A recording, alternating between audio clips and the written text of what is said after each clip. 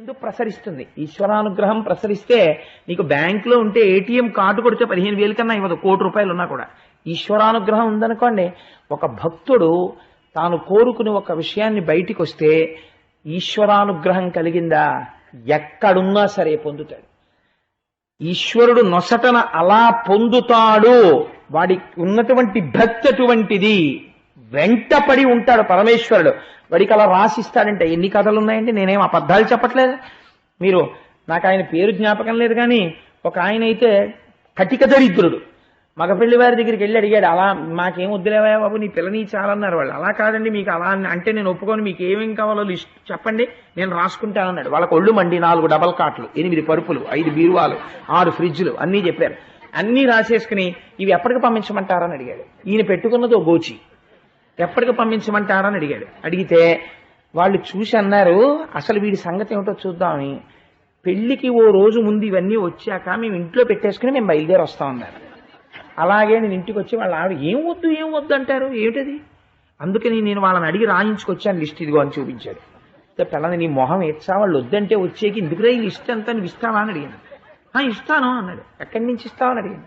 ఎక్కడి నుంచి ఇస్తాయంటే, ఐశ్వర్యాలకి ఆలవాలమైన వాడు కృష్ణుడు నా స్వామి, నాదేం పూచి, ఆయన ఇవ్వడేంటి, ఆయన్ని నమ్ముకున్నవాడిని ఆయనే ఇచ్చుకుంటాడు, ఇది పట్టుకెళ్ళి కృష్ణుడు కాళ్ళ దగ్గర పెడతానన్నాడు. ఓరి నీ మొహం ఎట్స దీనికి రాయించుకొచ్చావా అందావిడ. పట్టుకెళ్ళి కృష్ణుడి కాళ్ళ దగ్గర పెట్టి రోజు ఇంటికి వస్తుండేవాడు.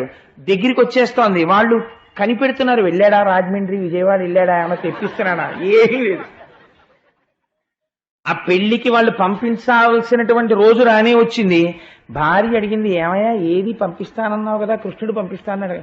నేను ఏం చెప్పాను, పంపిస్తాడని చెప్పానా లేదా? పంపుతాడు, ఇవ్వాలి కదా, వెళ్ళాలి, వెళ్తాయి, ఎందుకంత కంగారు పడతావు అని గుళ్ళోకి పోయి హాయిగా పరవశించి స్తోత్రం చేసుకుంటున్నాడు.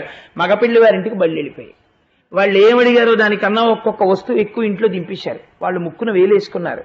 యథార్థంగా జరిగింది ఒక మహాభక్తుడి విషయంలో. చూసిందండి, చెప్పండి, మీరు సంపాదించిన ఐశ్వర్యం మిమ్మల్ని కాపాడుతుందా? ఈశ్వరానుగ్రహం మిమ్మల్ని కాపాడుతుందా?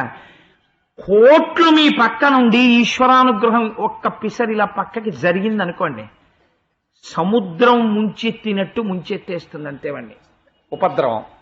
ఈశ్వరానుగ్రహం ఇంత పిసరిలా కలిసిందనుకోండి, ఎంతటి ప్రమాదమో కూడా వాడిని ఏమీ చేయదు, తప్పుకుంటుంది. ఈశ్వరానుగ్రహం అన్నది అంత ప్రధానం. ఇన్ని పాలు దాని దగ్గర కూర్చుని మంత్రాల మీద మంత్రాలు చదివి, స్తోత్రాల మీద స్తోత్రాలు చదివి, తోడుకో అంటే తోడుకుంటుందా? ఇంత చెంచాతో పెరుగు అందులో వేస్తే చాలు, మీరేమీ చదవక్కర్లా, పడుకుంటే తోడుకుంటుంది.